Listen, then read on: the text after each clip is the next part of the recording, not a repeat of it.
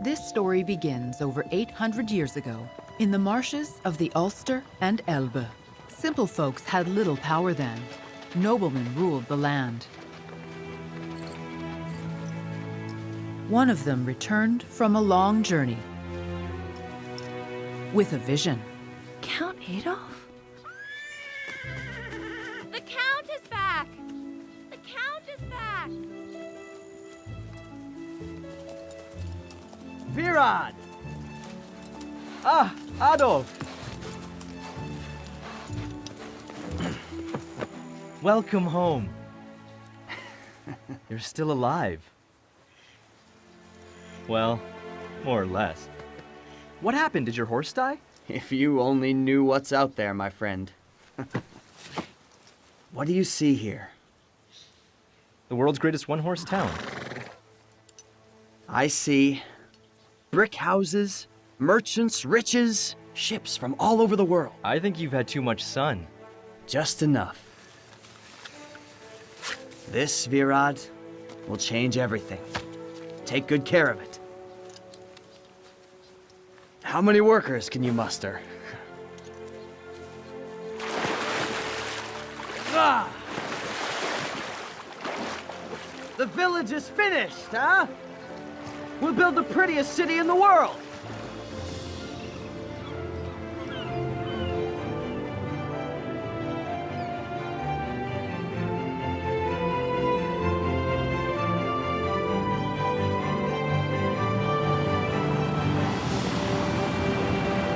Hamburg, a city with a mighty harbor. To some, the harbor was an employer or gold mine. To others, it was a place of longing. It made many people immeasurably rich, and even more, infinitely poor. The harbor has lived through and survived a lot. Epidemics, fires and floods, wars and destruction. But building and progress as well. This is its story, how a small landing on the Elbe became the metropolis we know today.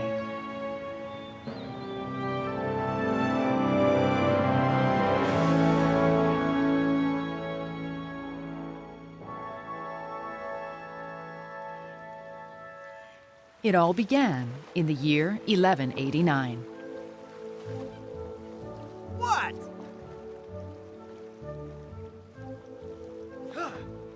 Count Adolf von Holstein's bold idea was building a new settlement next to the old Hamburg with a free port. He commissioned the contractor, Virad von Boitzenberg, to do this. A marketplace. Tyros, Constantinople.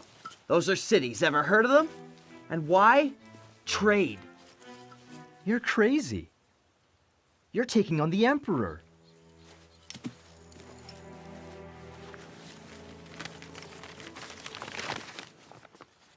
You clever devil.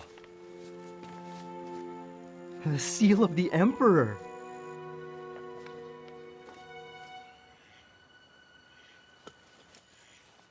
Yeah!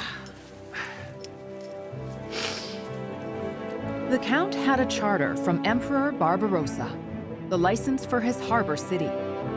It allowed the Hamburgers to sail their ships, wares, and sailors from the sea to Hamburg, free from tolls. They also got the right to exchange money. This was written in Latin. Most experts now think it's a forgery. Did Hamburg get the imperial privilege by swindling? Whether he had a charter at the time, whether it was a spoken promise, or merely a handwritten note, we simply don't know. Undoubtedly, the document we have now is a forgery, probably from the 1220s. That's what Professor Krieger says. He's written about Hamburg's past. He's a specialist in North European history. Adolf was a clever politician, in today's terms. He supported the emperor at the right time and benefited hugely from it. In a few centuries, the charter turned Hamburg into one of Northern Europe's main ports. A new class was formed, the merchants. Aptitude mattered more than ancestry. Business drew them abroad instead of crusades. Offices were the new castles. Money was the new weapon, and the account book was the new Bible. A new wind started to blow, the wind of the Hansa. Hamburg became a Hansa member in the 13th century. It was a network of over 70 trade cities, including Lüneburg, Bremen, Cologne, and Lübeck, its mighty center. Its aim, protection against pirates on trade routes, and representing joint commercial interests abroad.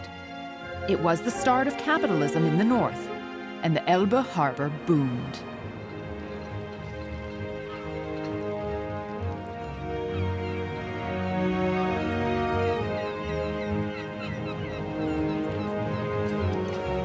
The harbor grew so quickly that it soon needed clear rules. At citizens' meetings, the authorities decreed where the ships could berth and where they were loaded or unloaded.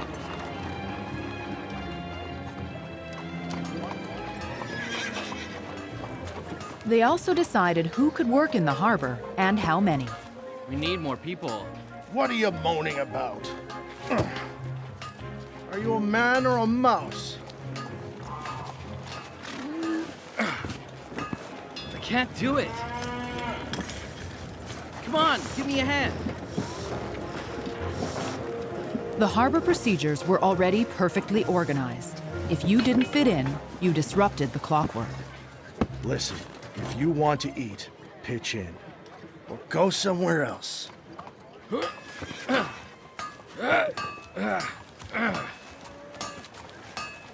But everyone wanted to work at the harbor.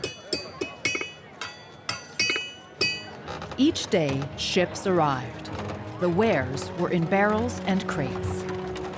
Heavy loads were moved by a mighty wooden crane. It could be leased for 1 year at a time. Medieval cranes worked like a hamster wheel, but the hamsters were people, mostly poor farm boys and girls. 2 cranes in the harbor carried the wares from the boats to shore, and vice versa. Then, small lighters took the wares to the large merchant ships. Distances were short. The harbor was still on the Ulster. Water depth was the province of ballastmen. They penalized those who threw garbage or ballast into the harbor. A loaded ship waited for the right wind. Then it headed out on the North Sea.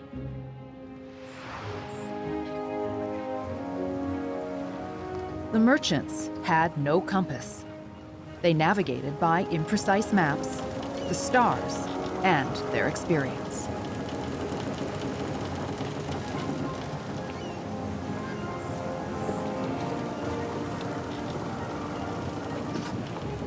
In Bremerhaven, scientists have replicated this cog, the Ubina from Bremen, true to the original, found in the Weser.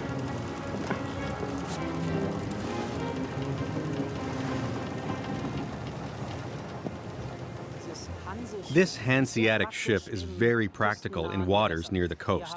We have shallow waters here. We have the Wadden Sea, and we have sandbanks, which move around in the rivers. Mike Belassis is an archaeologist at the Nautical Museum in Bremerhaven. This ship was built with a very flat bottom and has no keel, so the middle of its hull doesn't extend into the water, and it can't get stuck. In the Middle Ages, hundreds of them sailed through Northern Europe. They usually delivered the wares safely. Children had to work in the harbor as well. There are 4 cogs from Riga. All right, I'll tell them.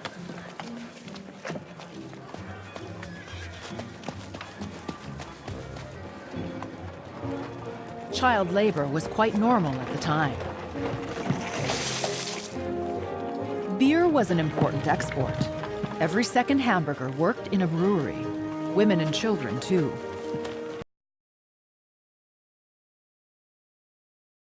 Almost every corner, or for thirsty nippers. 4 cogs have arrived from Riga. Get another barrel then. Yeah.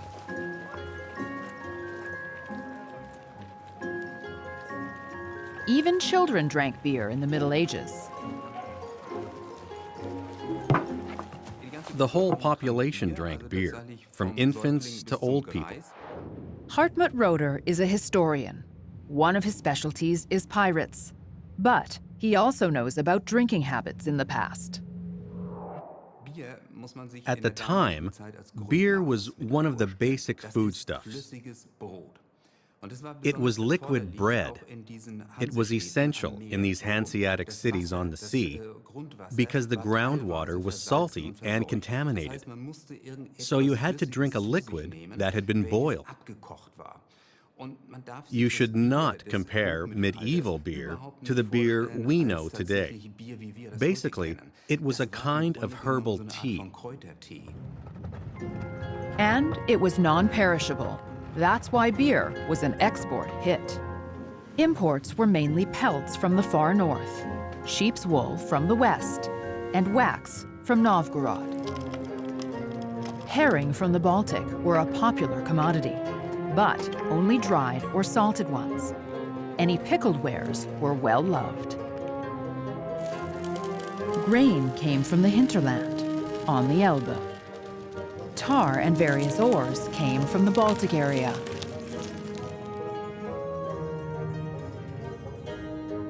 In Eastern Europe, the merchants imported spices like pepper and cloth.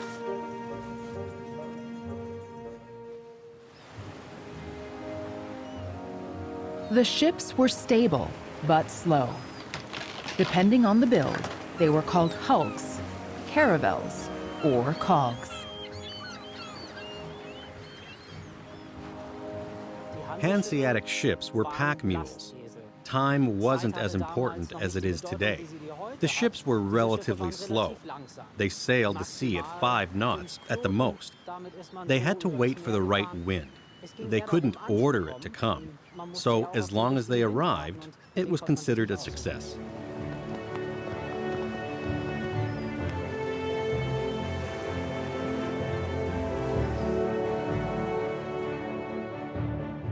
The ship's destination are the large harbors and the 4 Hansa offices in Bruges, Bergen, London, and Novgorod. The basic trade was transporting raw materials from the east to the technologically more developed west. An indispensable import for Hamburg was salt. The white gold from Lüneburg was coveted as it could preserve foodstuffs, especially herring.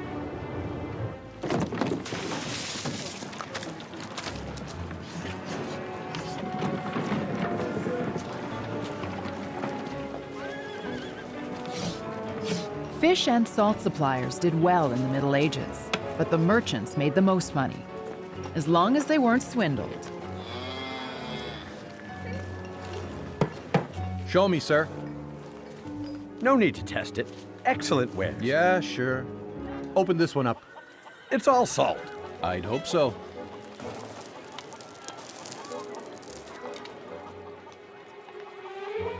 And the herring? They're all fresh. Don't be timid. Fresh? Mm-hmm. Hold on, hold on. Another one from the bottom.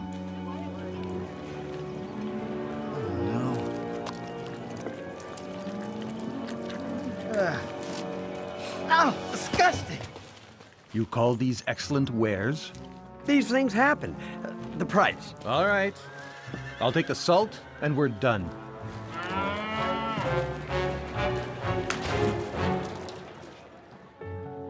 The suppliers didn't just palm off rotten fish. Wine was adulterated with water. Wax bulked up with acorns. Bags were dipped in water to get more money for more weight. Merchants didn't just have to watch out for tricks. They had another problem. These are the lines for the ones, the tens, the hundreds, and the thousands, okay? Good. Now lay out 300. 100, 200, That's enough. 300. Between the lines are the half values. 5, 50, 500. So 8 would be 5 plus 3. 5. And 3 ones. Understand? Mm-hmm. Now show me 107.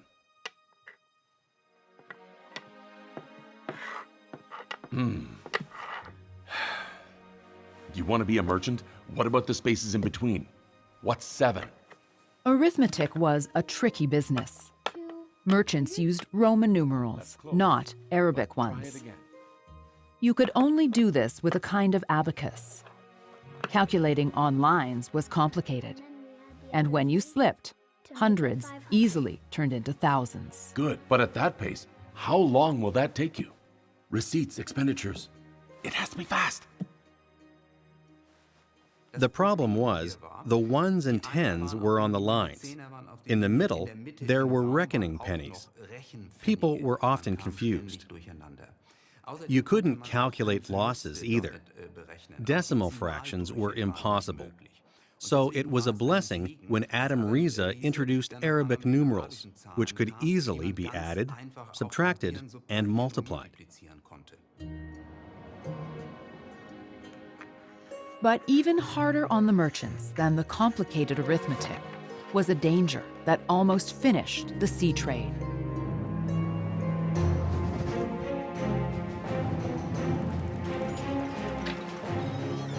Pirates. They boarded countless ships, often at the command of princes at war with each other.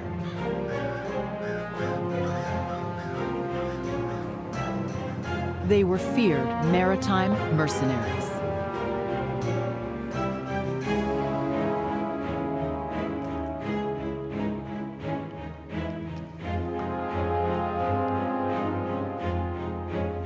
The Hamburg authorities also hunted them. On the Grassbrook, where the city now stands, public executions took place. According to legend, the notorious Stortebeker also died here.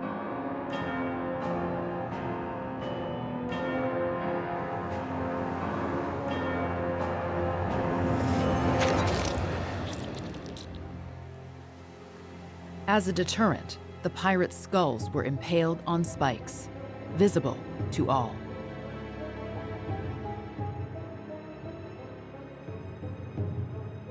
Along the Elbe, pirates were lurking everywhere, waiting for booty in almost every bay.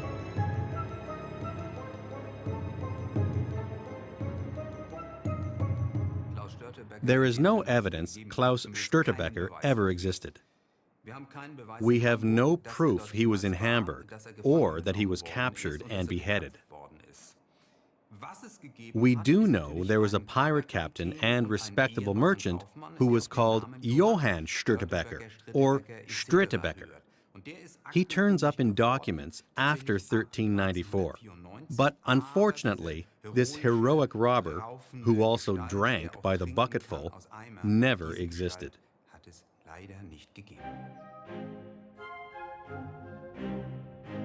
The main reason for the Hansa's ultimate demise was the competition. Especially Dutch merchants, along with Russian and later English traders. They conquered markets with lower prices.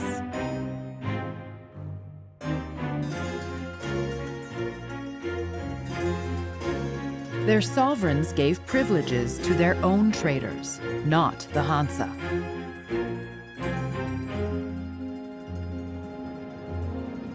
At the same time, the horizon was opening up. In 1492, Columbus landed in America. The Baltic trade lost importance, The new markets were in the west. Good luck for Hamburg. It became a gateway to the new world. A supremacy that other Elbe harbors wanted to take away. So Hamburg hit back in a non-Hanseatic way. They forced all ships to enter its harbor at gunpoint.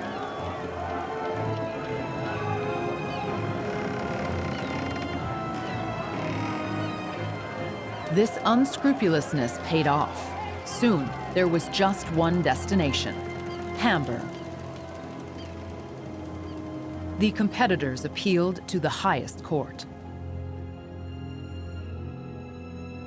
But just like in Barbarossa's time, Hamburg resorted to tricks.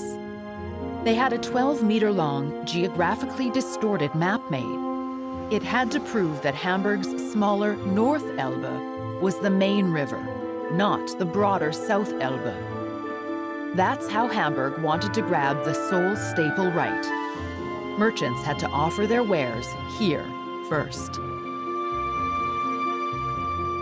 For a princely sum, artist Lorix painted the map and meticulously added all the sea marks, even the lighthouse the Hamburgers had built on Newark Island. But Lorix's map didn't conform to reality in every aspect.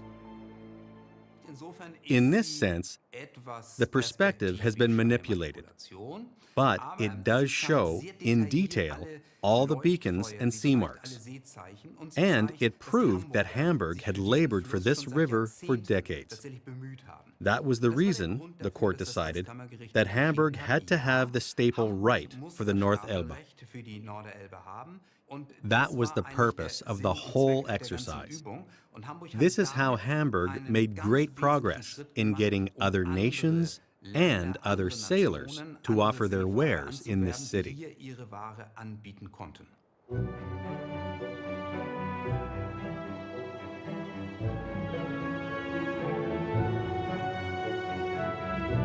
Without Lorix's map, Hamburg wouldn't be what it is today. An international terminal, one of the most important in Europe. It could have become an historical site like Stade.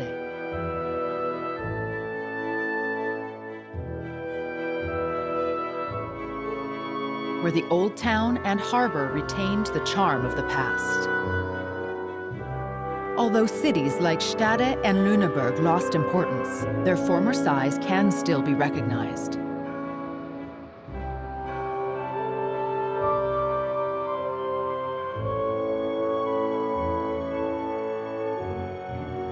In the 16th and 17th century, Hamburg increased its supremacy. It built a rampart for protection, but was neutral in the 30 Years' War. This neutrality guaranteed trade, and the city grew. With capital and contacts, Jewish and Protestant refugees fired up the economy. Hamburg became worldly and a center of information and communication. To survive on the globalizing market, you had to be up to date. You had to read the latest papers from the Netherlands. The merchants read them in coffee houses. Coffee was also a new product from the colonies that entered Germany and Northern Europe through Hamburg.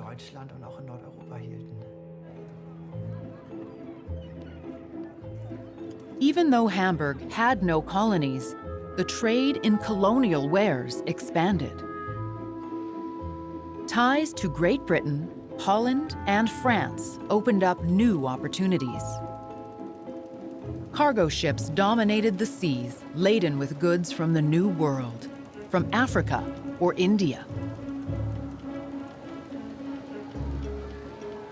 Colonialism and slavery made luxury goods affordable. Millions of slaves paid the price. The West enriched itself, and Hamburg Harbor expanded into a new era.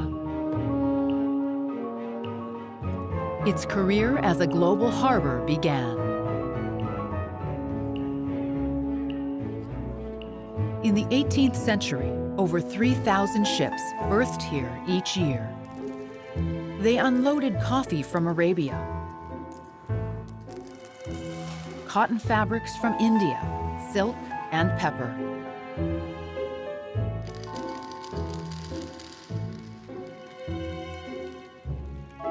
Tobacco came from Virginia. Cane sugar came in the form of molasses. Greenland traders brought whale oil from Arctic regions. And red wine came from France, of course. Soon, the ships went to the Far East and brought back China and tea.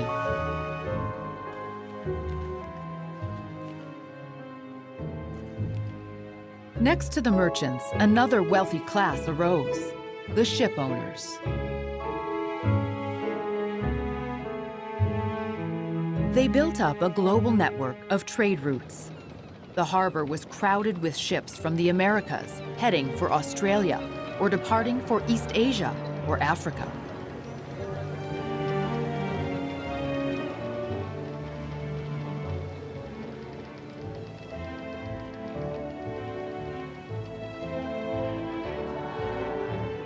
In the late 18th century, over 25,000 people worked in the harbor. Labor division was perfectly organized. Pilots, packers, sailmakers, and seamen. The harbor attracted thousands of poor people looking for jobs, often from the hinterland. They slaved as day laborers, and they stayed.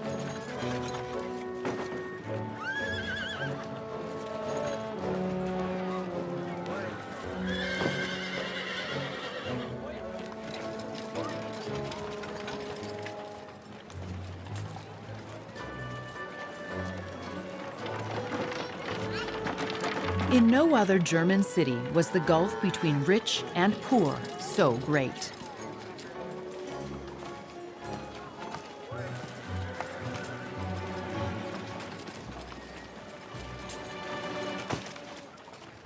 You clumsy lowlife! Carry it yourself. Don't take that tone with me, you layabout. You revolting vermin. Come, be nice. He doesn't know any better. Arrogant moneybags. I'll catch you in the dark someday.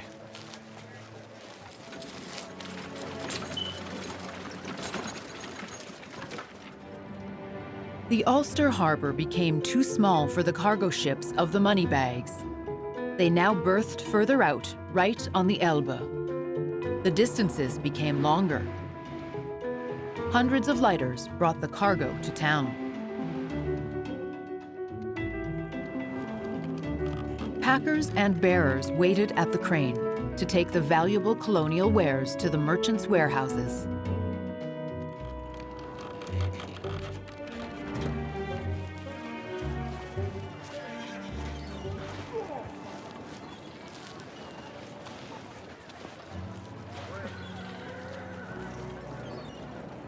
This tea is delicious.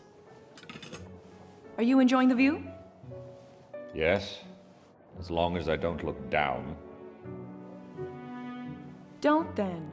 We wouldn't have these tidbits without them. But without us, those people below wouldn't eat.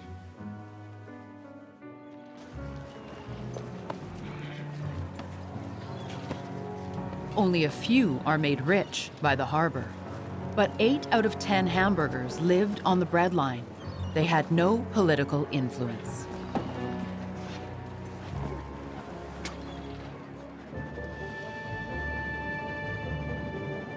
Around 1800, the harbor was still Germany's biggest employer.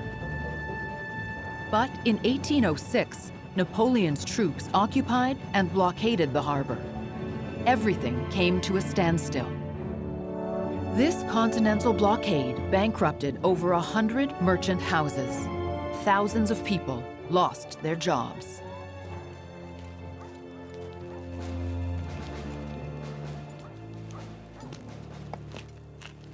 Mr. Boysen?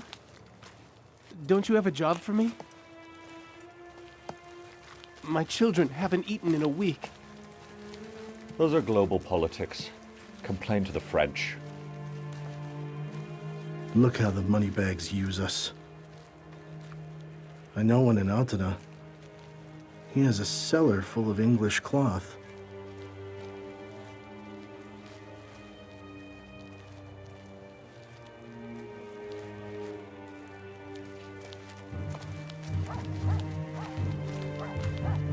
Theft and smuggling were rampant. The French also noticed this. They patrolled the city boundaries. They constantly found contraband like English cloth and burned it in full view of everyone.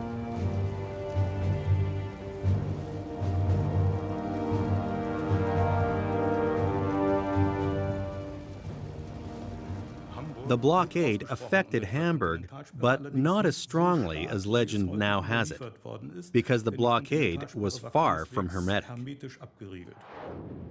Helmut Stübe-Dalusch is a history teacher in Hamburg. His specialty is the French occupation.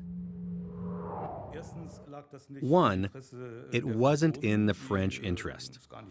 They couldn't risk causing economic distress in England and on the continent. And two, the blockade could be circumvented by bribing the French governors on a large scale. The simple people also found a way. To get colonial wares across the city limits, the Hamburgers kept taking on the soldiers.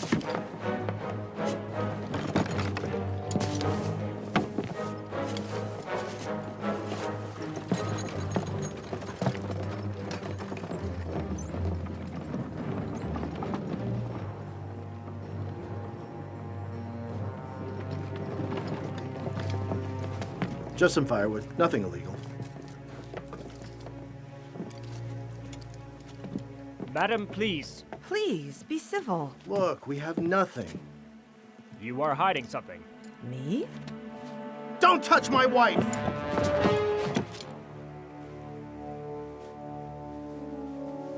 Gentlemen? Sugar? A soldier's life is hard. You deserve something sweet. First, show us what's hidden under your skirt. Look at that. The finest English cloth.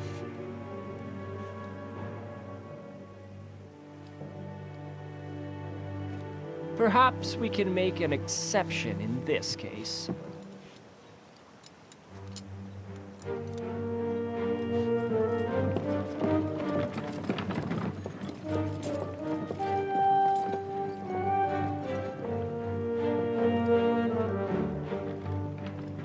The French occupation lasted 8 long years and remained a dreadful memory.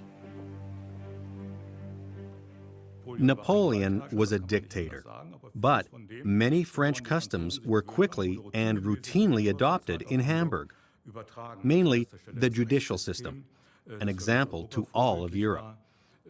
All people, or rather all men, had equal rights and the right to vote. And these institutional changes, especially the judicial system, were hardly disputed by anyone, even at the time. Napoleon's troops left in 1814. Hamburg repaired its cargo ships and started using its harbor again. Only 2 years later, a new era began. The first steamships on the Elbe. It was the start of industrialization. Steamships divided Hamburg's opinions. The fishermen feared for their catch. The ships were too noisy. The harbor authority was afraid of accidents. But the advocates had better arguments. The new engines made the ships independent from the wind and tides. The harbor was too small again. It was extended. And then, everything went up in flames. In May 1842, a fire broke out in the middle of the city. 20,000 people lost their homes. Hamburg's historical center turned into smoky rubble. After the fire of 1842, it was clear Hamburg had to become more modern. The archaic structures and buildings had to be replaced. The houses themselves, as well as the infrastructure. But the harbor, too. It was clear that the old inland harbor was too small for the increasing size of ships. Soon after the fire, the city fathers decided we need a new, big, modern harbor. A harbor they had to agree on first. Mr. Dolman, I hear you don't like Waterworks Director Herb's plans. Why not? With all due respect, locks are a bottleneck. They slow you down. A harbor with locks is too slow. But London, the biggest harbor in the world, will have locks.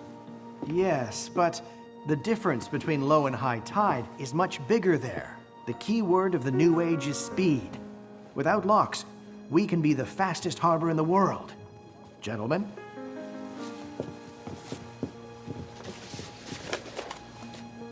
Johannes Dahlmann became the new director of waterworks. He proposed an artificial basin to the city. Unlike his predecessor, he wanted to build an open tidal harbor. The difference between high and low tide was small in Hamburg, less than 2.5 meters. Dahlmann got his way, and after just a few years, Zandtor Harbor was opened.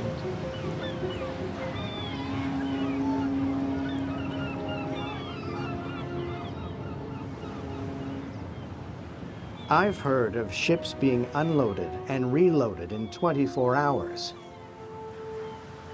That doesn't happen anywhere else. It didn't just cost us peace of mind, Mr. Dolman. But the whole world talks about us. A modern harbor in only 6 years? Please, that's a record. I hope it will be expressed in cash as well. It will, gentlemen. Thank you for your trust. To the harbor. To the city coffers.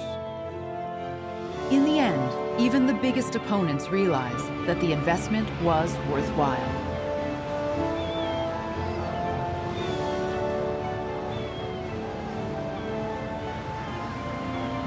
What was special was that the ships could now be processed at the quay. In the artificial basin, transfer lighters were unneeded. This saved a lot of time. Modern steam cranes lifted the cargo out of the hull straight to shore.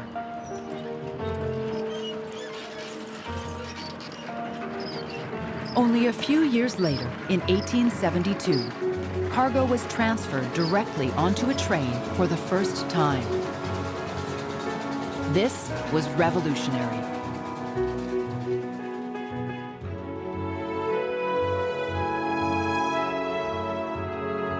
The harbor now lies in the shadow of the Philharmonic.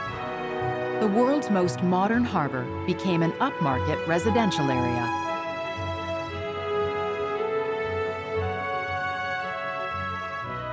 In the second half of the 19th century, Hamburg was the fastest harbor anywhere. The introduction of the railway made it possible to load cargo onto a train very efficiently. Then it could be taken to other cities and regions. That made the harbor very productive and efficient. Melanie Leonhardt is a historian. She has a PhD on 19th century harbors. The railway also gave industrialization in Hamburg another great boost. The city looked like a huge building site. Hamburg built its central station, the subway, museums, and the Kunsthalle.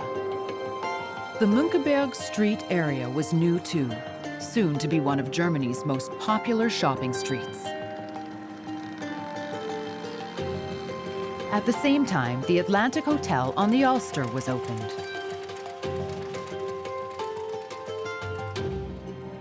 The building boom in the decades before World War I drew people to the city. Many came from the countryside, hoping for a better life. Nowhere else in the fatherland do you feel the pulse of world trade more strongly, the papers wrote. The city air makes you free, and there are jobs too. But most workers lived in Hamburg's poor quarter, the Gängeviertel.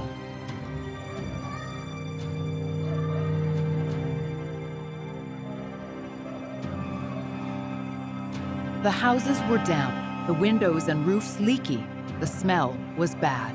The people had scabies. Some even lived in basements. At every storm tide, many drowned. The survivors scooped out the mud and moved back in.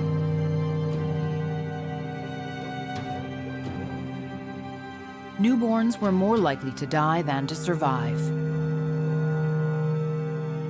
If you were tough, you slaved all your life in the new, industrialized harbor. With the change and expansion of the port, the demands on the port workers, as well as the port infrastructure, changed. The ships got bigger, and more hands were needed to unload them. After steam power was introduced, there were steam cranes installed, which helped unload the ships. Once a ship was berthed, a smooth choreography began of lighters and smacks, dockers and quartermasters. The process was timed exactly. As the cargo was unloaded, it went through many hands.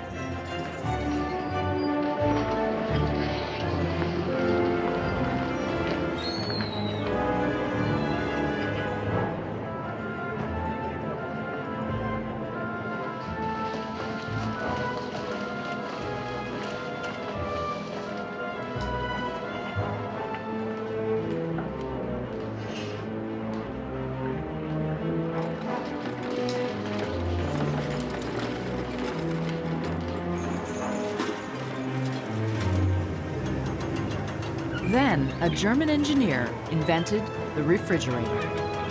The merchants started shipping meat as well. Trading in fresh wares was profitable.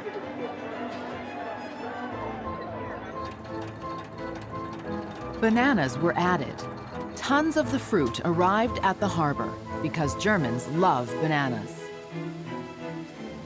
Soon, grapes were imported too, carefully packed in sand and inspected closely.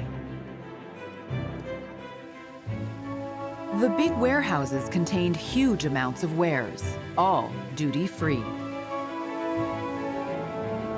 With its many warehouses on the dikes, late 19th century Hamburg resembled a huge storage area, until the German Empire wanted to include the city in its customs territory. Otto von Bismarck urged Hamburg to join the German Customs Union. But a world harbor without a free port, how would that work? In 1881, the parties agreed on a compromise, with consequences. For customs, the city of Hamburg became inshore, but the harbor offshore. The 1,200 warehouses on the dikes became superfluous. Duty-free storage was over. As a replacement, the warehouse district was built. Since 2015, the warehouse district is a UNESCO Cultural Monument, the largest connected warehouse district in the world.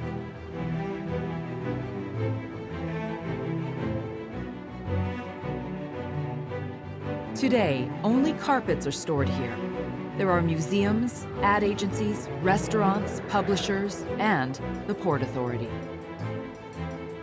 For the first time in Hamburg's history, there is a division between city and harbor. Though it is the pride of Hamburg today, 20,000 people lost their homes and were never compensated for it. Millions of oak piles were driven into the Elbe sand. Construction only took 6 years. In 1888, Kaiser Wilhelm II formally dedicated the first segment of the district.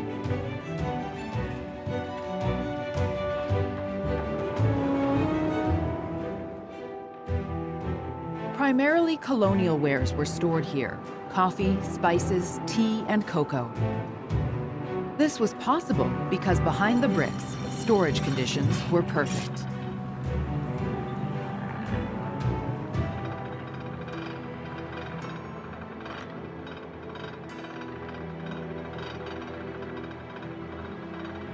The many people who were forced onto the streets to make room for the warehouses had to find new homes. They also wound up in the Gangeviertel. Oh, this is terrible. And it was her first child. Poor guy. It became even more crowded when the immigrants arrived. This is it. What? You mean we have to live in this shithole? No. I don't understand a word. I'm sorry. Our journey was hard. There's nothing else. It's just for a short time. They should be glad to have a roof over their heads at all. Who knows? Maybe they were noblemen in Russia. A palace it is not. Come on. What's the matter? Come, we have nothing else. It's just for a short time. Many immigrants came from Russia. Hamburg was a stepping stone to the New World. The people simply ran away from hunger and from economic hopelessness. They hoped to build a modest new existence in North America. We can see a lot of parallels if we observe the experiences of many of today's refugees.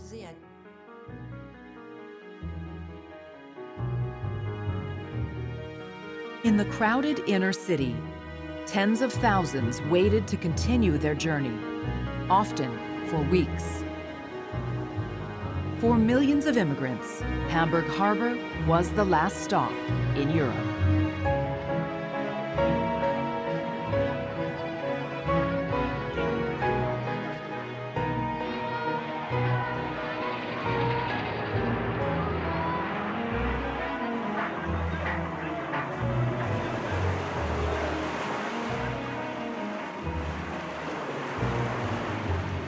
The crossing to New York took weeks, sometimes months.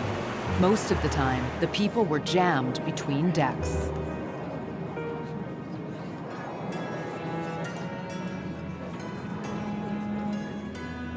The trip was often horrible.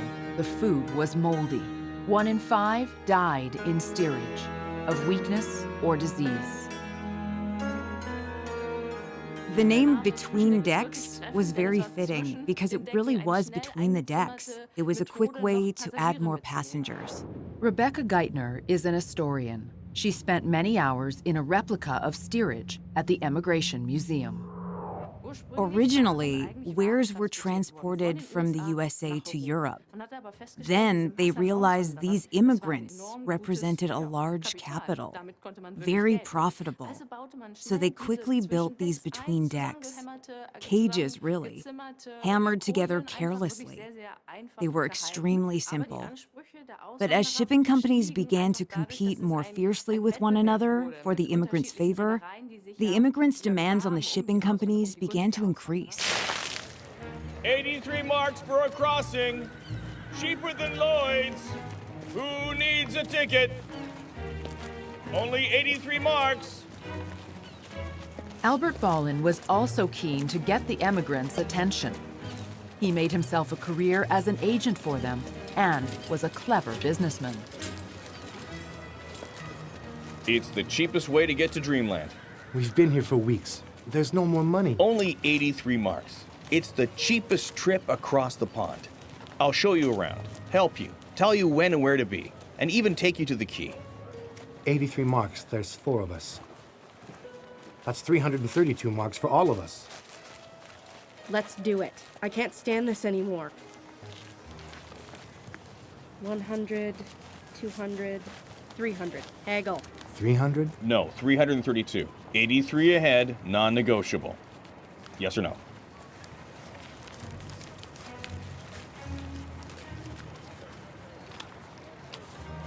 The ship leaves in 5 days. I'll pick you up here at sunrise. The worst is behind you.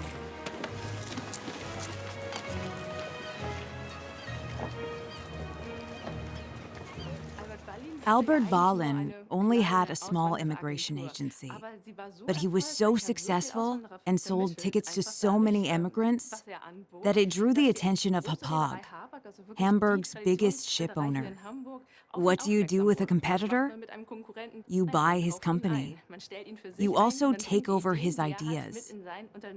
Ballin made Hapag the world's biggest ship owner. He used fast steamers for emigration and had other plans at Hapag.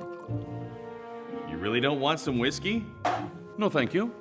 You're making plans again. I like that. Exactly. I want you to build us the fastest steamship ever, and above all, the biggest ship in the German Empire. Luxurious and elegant. For the immigrants? No.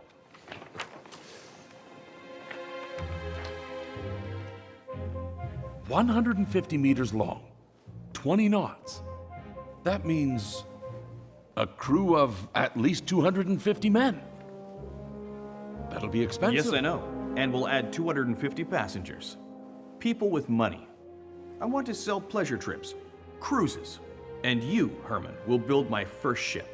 4 weeks on the Mediterranean. Gibraltar, Jaffa, Constantinople, maybe the West Indies, or Spitsbergen. I promise you, pleasure trips are the future of shipping. To the future.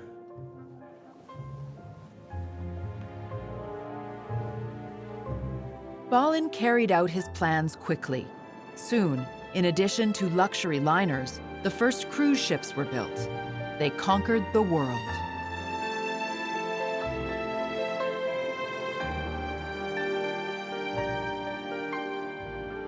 The destinations were exotic, from the Levant to the far north. Around the turn of the century, Ballin's luxury trips started a new, lucrative line of business. And Hamburg Harbor became a hotspot for cruises.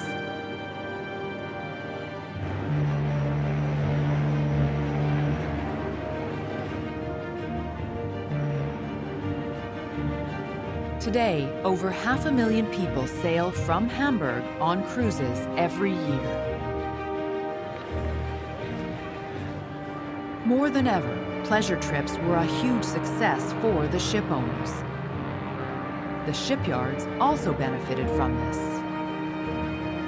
At Blom and Foss's dry dock, workers overhaul the luxury liners.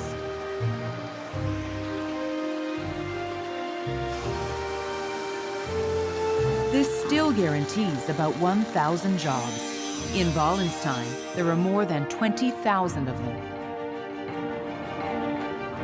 In the late 19th century, the shipyards started building iron ships. Other crafts were in demand.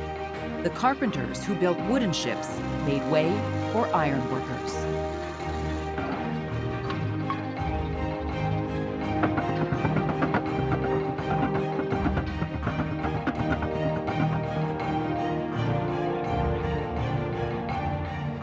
Within a few years, Hamburg Harbor became the world's main shipbuilder.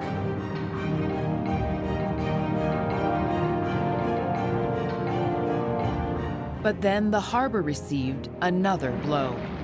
In 1892, cholera broke out in Hamburg. Almost 10,000 people died.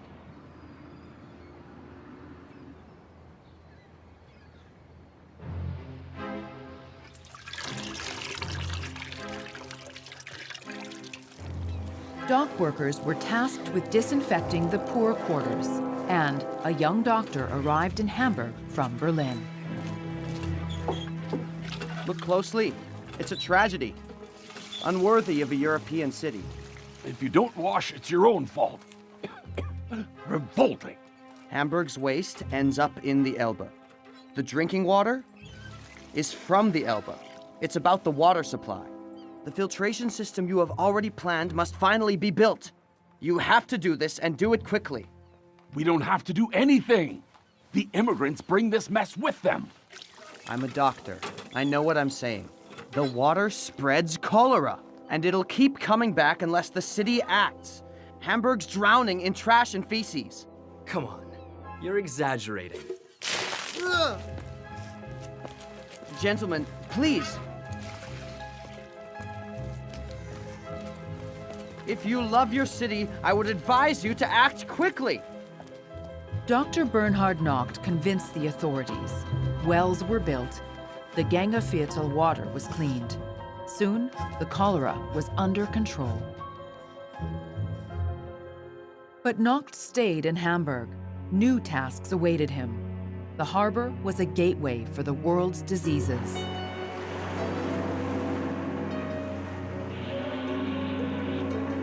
Unknown bacteria didn't only hide in the cargo. It was primarily brought in by the sailors. Bernhard Nocht opened a research center at the harbor in 1900.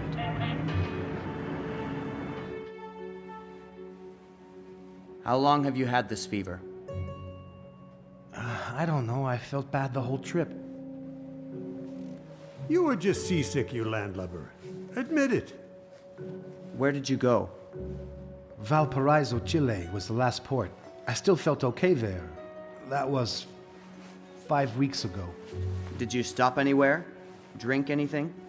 That's a good one, Doctor. Did you visit any women? Yeah. You know how it is, don't you? It's a very long journey. Oh, yes. Very, very long.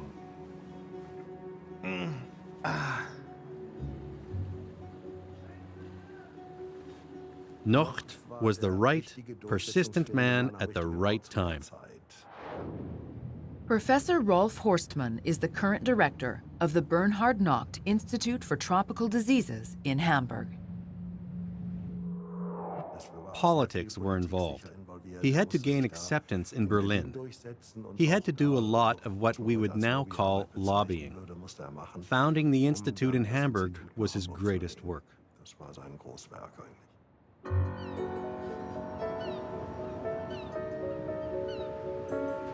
The Nocht Institute is still world-renowned for its work. Today, the epidemics of the 21st century are studied: malaria, dengue fever, and Ebola.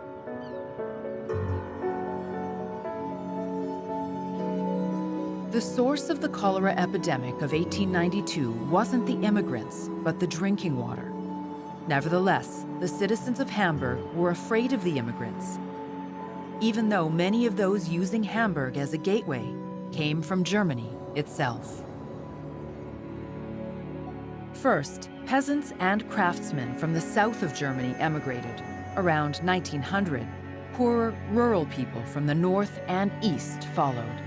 Most of them wanted to go to America, where work and freedom awaited them.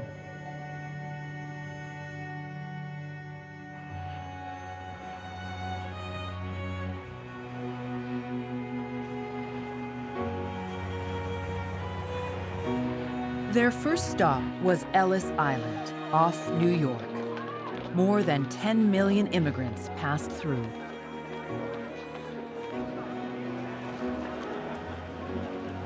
Immigration was legal, but sick people couldn't enter and were deported. These Americans, they'll ruin us with their immigration policy. They send everyone back who's not healthy, at our cost. This can't go on. We'll build our own quarantine. Mr. Ballin? Our own transitional housing, with separate units to avoid contamination.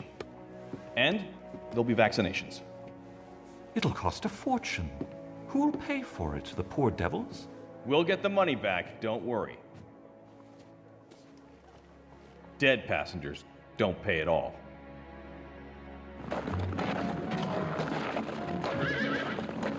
In Hamburg, Ballin built emigration halls for his passengers.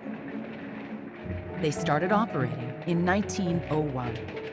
Compared to the cramped inner city quarters, they were almost luxurious. Here, emigrants waited a few days before they crossed, fenced off from the rest of Hamburg.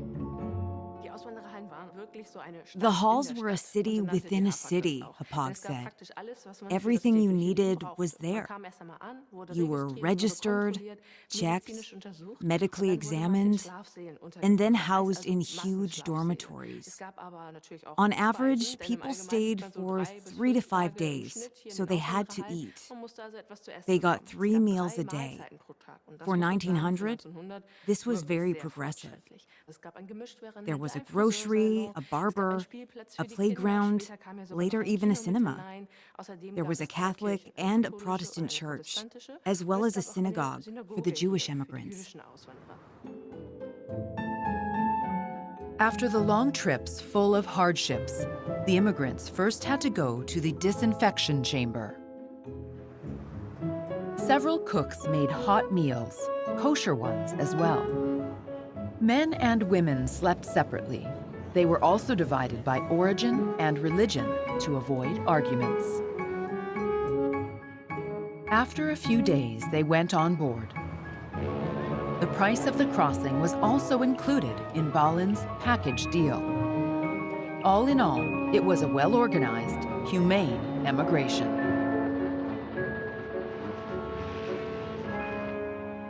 All in all, it was a well-organized, humane emigration. Of course, it was also philanthropic. Hapag didn't have to offer all this luxury, quote unquote. At the same time, it turned Hapag into pioneers. No other European harbor did this. An emigrant choosing a shipping company tended to pick one that offered an all-inclusive package. You got housing in Hamburg. You could eat anything without worrying. That made it easier to decide. For a long time, the ships had 2 classes. But unlike the earlier immigrant ships, Balin also provided basic comforts like fresh air for the poor. Steerage was massively profitable. Without it, Balin said he'd go bankrupt within a few weeks. His steerage was more comfortable, but above them, the rich dined to music and champagne. They laid their heads on damask pillows. Gym teachers provided a sports program.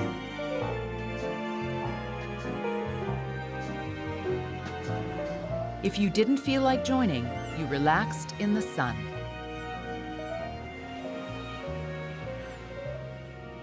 In the early 20th century, while Balin dreamed of his fleet and Nocht fought bacteria and viruses in the harbor, another German came to Hamburg with different dreams and plans.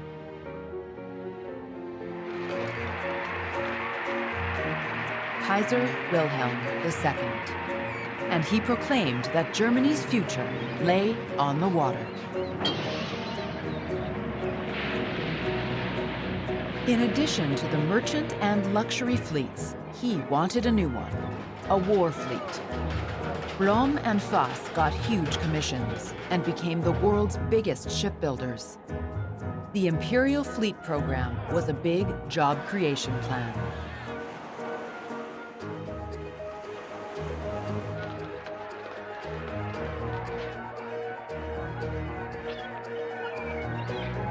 Every morning, thousands of men crossed the Elbe. Eventually, employers badgered the city with petitions. The long boat ride was unacceptable and cost too many working hours.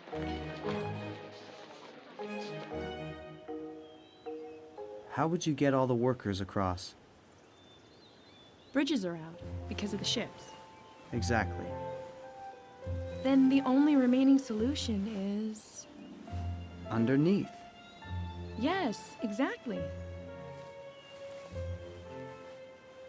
It would be a huge construction job. Yeah, that's why you're an engineer. It must be half a kilometer long. At least, let's say, 30 meters deep. Then everyone could stay dry. You can do it. But the safety, at that depth. You can do it. Masses of concrete and iron. And the old men on the council have to pay for it. You can do that too.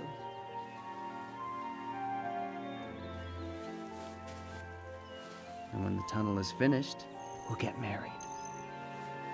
You can do that too. Hmm?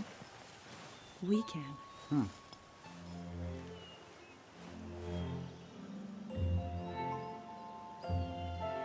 In 1907, a young engineer named Stockhausen started Europe's most spectacular building project. 28-meter elevator shafts were drilled into the soil. Under the Elbe, the workers dug the tunnel piece by piece. The hollow spaces were secured with concrete and iron. This was called shield tunneling. It allowed them to build the 426-meter tunnel without risk of collapse.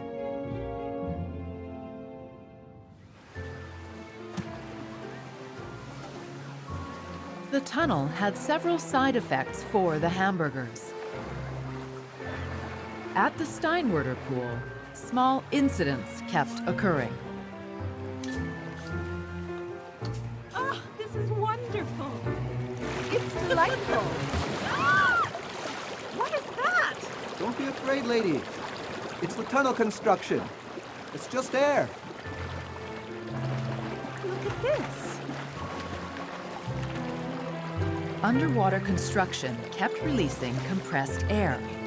But what was a pleasure for some was hard labor for others. 4,000 men worked at the site, mostly from Poland, Russia, or Italy. High air pressure was generated inside to prevent water getting in. To prevent lethal embolisms, the workers were prepared in pressure chambers when going in or out. Still, nitrogen concentrated in their blood. Tiredness and aches were the first symptoms of caisson disease. The city erected a field hospital.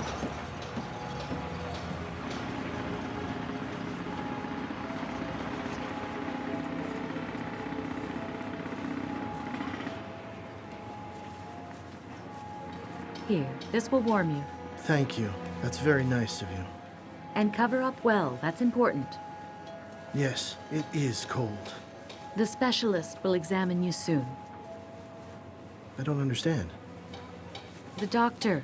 Dottore. So you won't get sick. Ah, the doctor? Mm-hmm. Yes, yes, please. Next, please.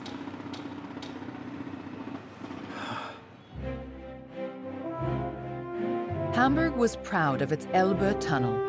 The breach was photographed, and Stockhausen could marry his fiancée at last. The project cost 50 million euros in today's money. The tunnel was opened in 1911. On the first day alone, the harbor's new landmark drew 60,000 visitors.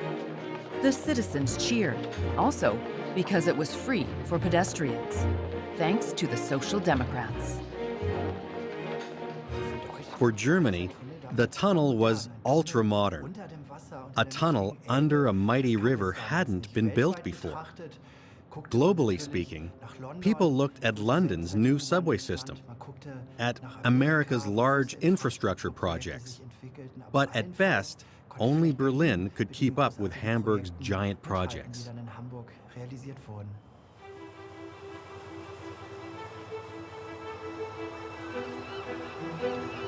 Above ground, Hamburg's landmark also set new standards. The Elbe Tunnel was a technological cathedral, the symbol of progress. Some contemporaries disagreed and complained about it, comparing it to a mausoleum.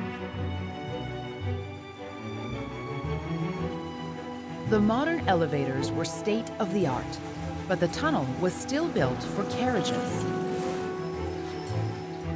Its size was geared towards horse-drawn coaches. The tunnel finally allowed the workers to reach the shipyards more quickly.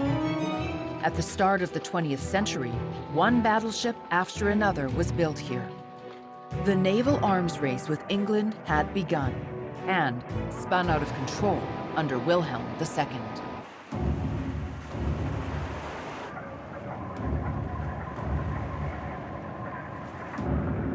Germany quickly became a naval power. In 1914, the empire lurched into war and towards destruction at full speed.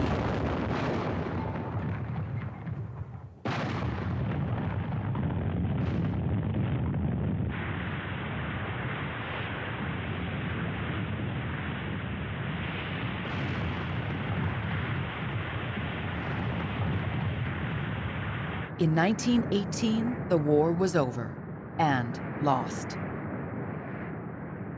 The owners had to give most of their ships to the victors. But after a few years, the harbor was revived.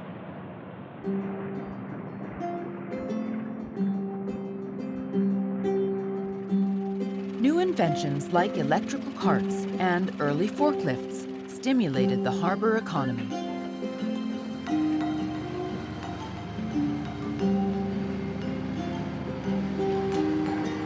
More and more specialists were needed, but during the upswing, the next setback came. In New York, the stock exchange crashed. When the economic crisis began in 1929, it was clear that Hamburg would suffer, no matter how long it would last. Because Hamburg was the hub that connected the global economy with the German one. And that's exactly what happened.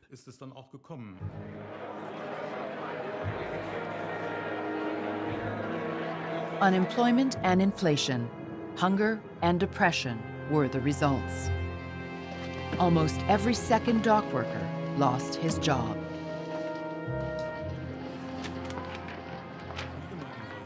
As always in a crisis, the people in employment suffered the most. When you read that Blom and Voss fired 3/4 of its workforce, you can imagine that tens of thousands of workers were affected. There was Social Security, but by today's standards, it was underdeveloped. So many people turned to extreme politics.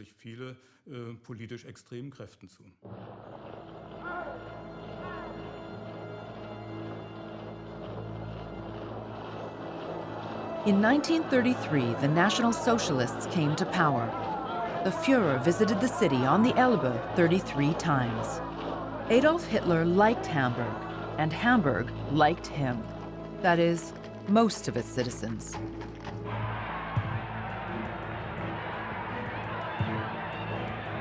To the new rulers, the harbor was not a trade center. It was an armory again. Battleships were ordered from Blum and Voss.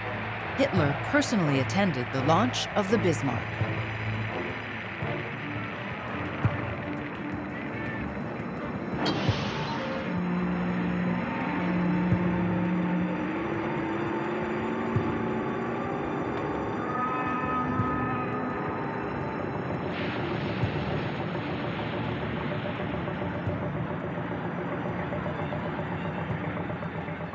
The arms industry stimulated the economy directly and indirectly. Machine building and heavy industry benefited greatly. Shipbuilding, too. So there was a great willingness to at least ignore social grievances, the lack of freedom, the abolition of democracy, and in some cases, they were even propagated. This often occurred among Hamburg's merchants and industrialists, and Hamburg's upper classes in general. The Deutsche Werft in Finkenwerder also profited from the arms frenzy. U-boats were launched in large quantities. Within a few years, the German Reich owned over 50 of these warships.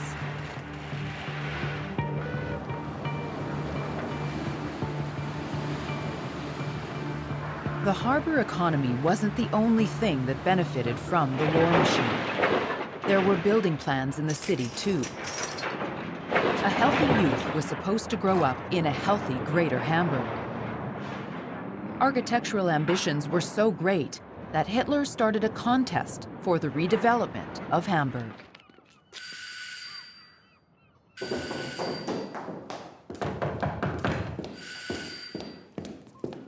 Hello, I'm coming.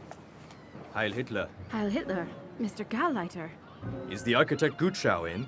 Yes, please come in.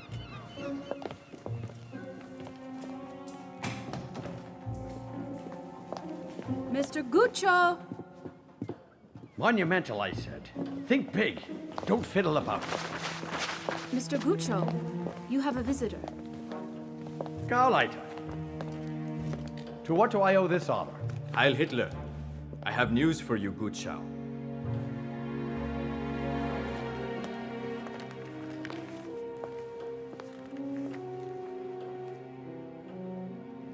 Miss Hansen, open a bottle. The good stuff. We have something to celebrate. You're a... This is a great honor. Did you win? Yes. We're going to rebuild all of Hamburg. I told you. Think big.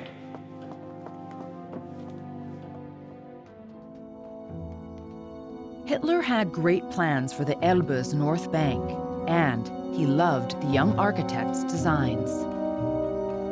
Gutschow wanted to move the center from the Alster to the Elbe.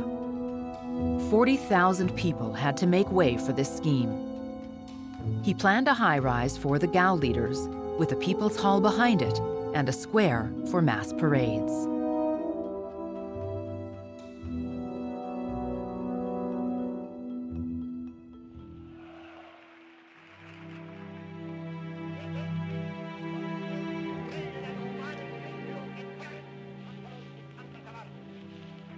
Heute Nacht zum ersten Mal auf unserem eigenen Territorium, auch mit bereits regulären Soldaten geschossen.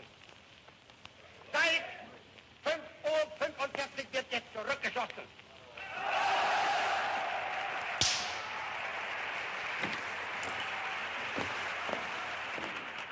Und von jetzt ab wird Bombe mit Bombe vergolten. Gutschow's vision was never realized. World War II thwarted his plans for Hamburg. On September 1st, 1939, the Germans attacked Poland. Millions of soldiers went to war, including many Hamburg dockers. When the war broke out, not all employees were inducted into the army, especially not those who were of great value to their employer. But the lower the qualifications of the employees, the sooner they were conscripted. They were replaced by either prisoners of war or inmates from concentration camps. Camp Neuengamme had several outposts in Hamburg Harbor at well-respected companies. These people worked there until the end of the war. There were also extensive deportations from Hanover train station.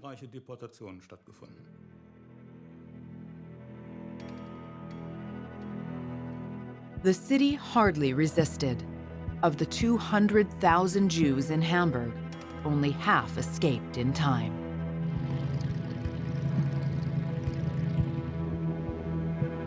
The Allies wanted to destroy the Nazi tyranny, so they bombed them.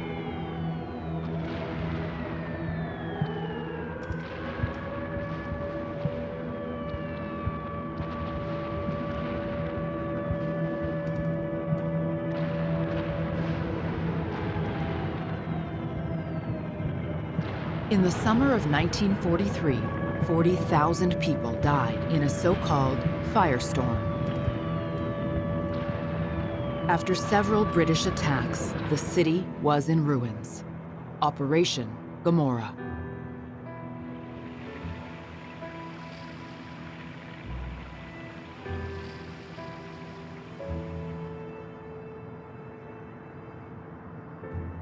But the Hamburgers tidied up and went back to work in the smoking rubble.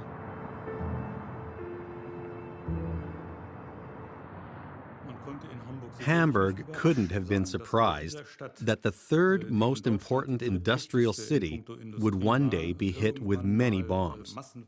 The mineral oil companies, warships, other strategic industries provided a prominent target. After 1944, the harbor was increasingly targeted. The last great airstrike on Hamburg and its shipyards was in April 1945, shortly before the end of the war. The demoralizing intentions of the attacks were only partially achieved. Many people left the city. Many people had to leave. Nevertheless, I don't think that the population developed resentment against the British, the Americans, or the Allies.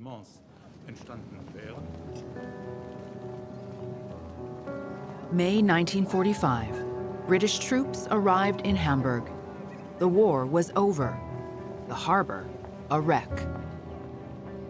What remained looked like a skeleton. Broken and useless, the cranes rose up. Piles of rubble lined the streets.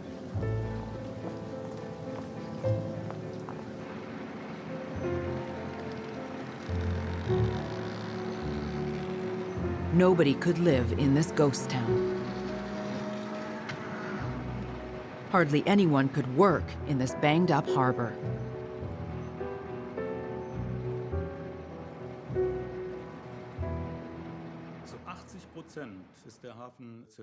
Eighty 80% of the port had been destroyed. It took 10 years to rebuild it. It was hard at first. The rubble had to be cleared away. Thousands of wrecked ships clogged up the harbor and the canals. Additionally, the Allies wanted the remainder to be dismantled. The British occupiers behaved relatively generously. In 1950, these measures were discontinued, and the West German attempts at re-industrialization were supported by the Allies, because the Cold War was beginning.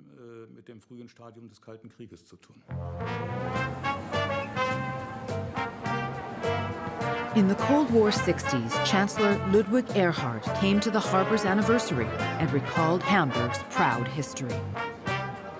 Und möge Hamburg, mögen seine Bürger nie vergessen, dass es die Freiheit gewesen ist, die ihnen die Tore zur Welt eröffnet hat.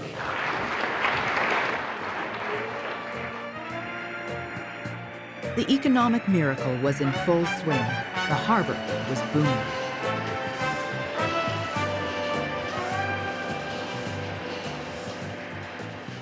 Hamburg Harbor was a driving wheel in the economic miracle. Many raw materials were imported through the harbor, and many products were exported, like machines and semi-finished goods, such as German-produced steelware. They went all over the world. This way, the harbor was directly involved in the success of the second half of the 50s and the 60s. Many Hamburgers benefited as well. There were jobs, and they could build and expand their businesses.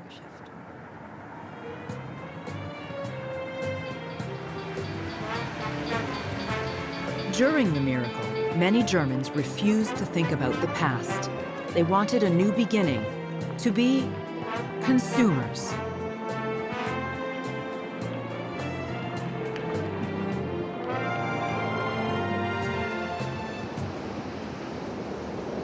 With reconstruction almost complete, they were hit with yet another setback, a devastating storm. In February 1962, the dikes were breached. Hundreds of people died. Many could only be rescued from the air. The disaster was a forceful reminder that the Elbe could take away just as much as it had given. After the flood of 1962, they first repaired the old dikes. Some low-lying areas were raised, and others were merged, which was financed by the city and its companies. Then, a simple invention by a young American revolutionized the transport of goods and the harbor. As early as the 30s, Malcolm McLean decided not to load his cargo laboriously from his trucks, but to drive it straight onto the dock, without the chassis. The container was invented. In 1956, the first ship carrying steel containers left the harbor. McLean proudly declared, "I don't have ships, I have trucks driving on the sea."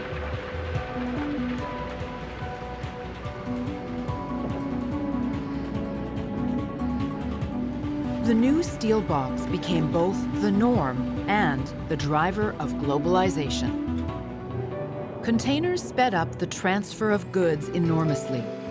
When bales and barrels were still hauled by carts and by hand, what formerly took 100 workers 100 days could now be done by computers and containers in one day.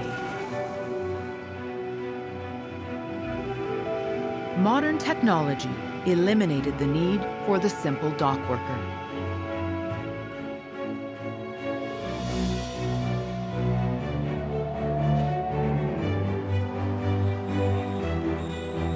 Hamburg Harbor was changing faster than ever before.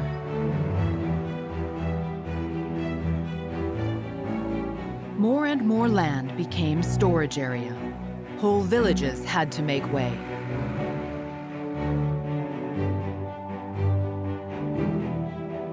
The Elbe kept getting broader and deeper for even bigger ships.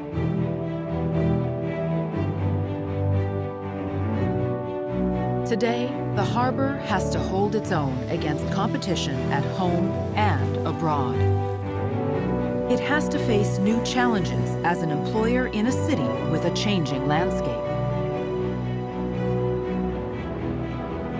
For millions of tourists sailing the world, the Port of Hamburg has to remain attractive and sustainable. The city is winning back parts of the old harbor. At the old Quay warehouse, the Philharmonic is now a new landmark.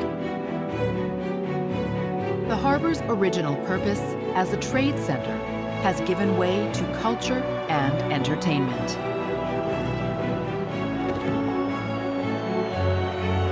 But the original purpose remains, attracting people from all over the world, transferring the world's wares, and making money. Hamburg's growth into a global harbor started 800 years ago with a vision. It succeeded with diligence, courage, and a lot of work. And, from time to time, a little trickery.